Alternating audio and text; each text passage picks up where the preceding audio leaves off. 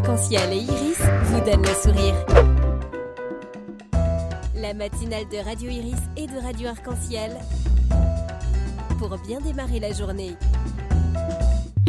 Voilà, et pour terminer cette matinale, comme promis, on retrouve Manon, qui nous a proposé, comme c'est une habitude, on peut dire que c'est une habitude maintenant, Noël et l'art contemporain, n'est-ce pas? Un petit rapprochement. Oui, c'est ça, c'est ça. Alors, pour conclure, maintenant que Nestor nous a parlé des nouvelles manières d'emballer ses cadeaux, moi, j'aimerais vous parler des cadeaux eux-mêmes.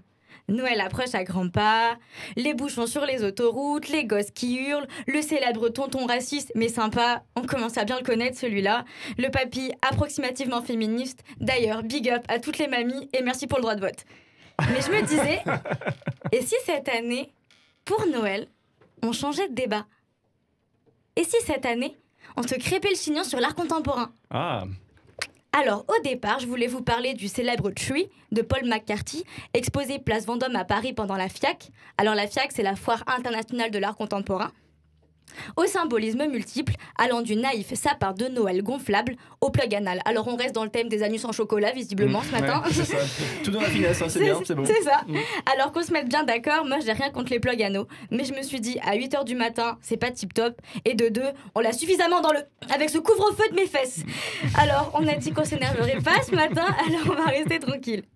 Alors du coup, pour rester correct, j'ai décidé de vous parler de la banane de Maurizio Cattelan. Est-ce que ça vous dit un truc ou pas? Oui, la fameuse banane. La fameuse banane. Ouais. Nestor, moi, ça me dit rien du tout. Ça te dit rien du tout? Okay.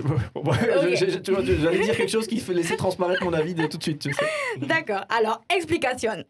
En fait, le véritable titre de cette œuvre est Le Comédien et a été exposé lors de l'événement Art Basel à Miami Beach en 2019, où l'artiste Maurizio Cattelan a proposé de scotcher une banane sur un mur avec du gaffeur. Du scotch pour les intimes. Et cette fumisterie, ce génie, cette tartufferie, s'est vendue à 120 000 euros. Alors, je vois ta tête, Nestor, mais j'avais pas fini ma phrase. Nestor, il est déjà en train de chercher du scotch et une banane, quoi. Alors, je reprends.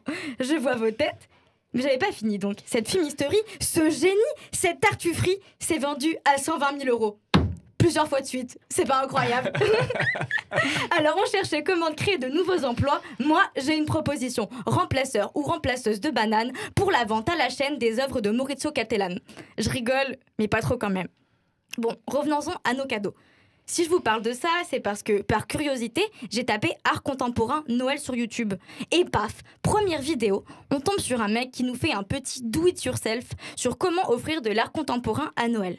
Alors pour ce faire, il reprend le principe de l'artiste Maurizio Cattelan et propose de scotcher des aliments.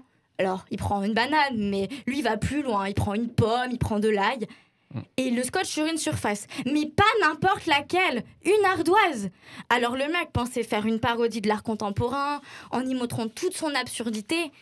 Mais très honnêtement, moi je pense qu'il s'agit d'une revisite subversive qui en fait appel à la porosité des êtres humains qui peuplent cette terre et amène à se questionner sur la façon dont un aliment, ici en l'occurrence une banane, peut se désintégrer et s'émanciper de sa condition de banane, de chose dans son essence première. Alors moi, je pense et je me dis, mais cette banane, elle est jaune. Peut-être fait-elle référence au mouvement des Gilets jaunes.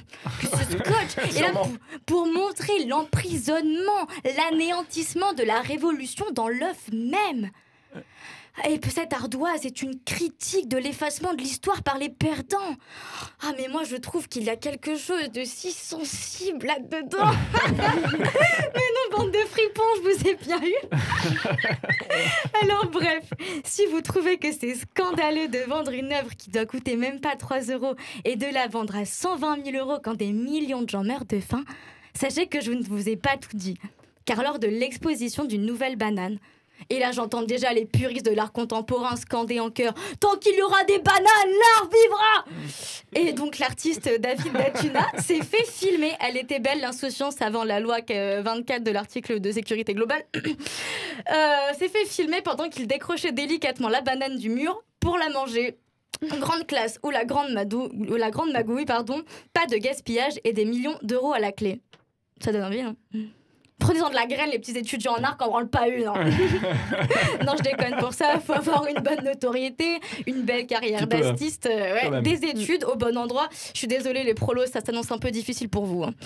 Donc, si vous vous sentez une âme d'artiste, poussez en vous à Noël. Optez pour un gaffeur et quelque chose qui se mange ou pas. Collez-le sur le carrelage, en dessous du sapin, sur la table.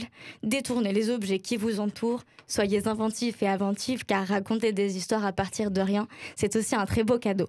Mais si je peux vous donner un petit conseil, je m'adresse aux personnes les plus fragiles, étant donné que c'est elles que le Covid touche le plus. Produire de l'art contemporain, pour vous, c'est le moment ou jamais. On sait bien que la plupart des artistes sont reconnus après leur mort. Ils sont un peu douteux, je vous l'accorde.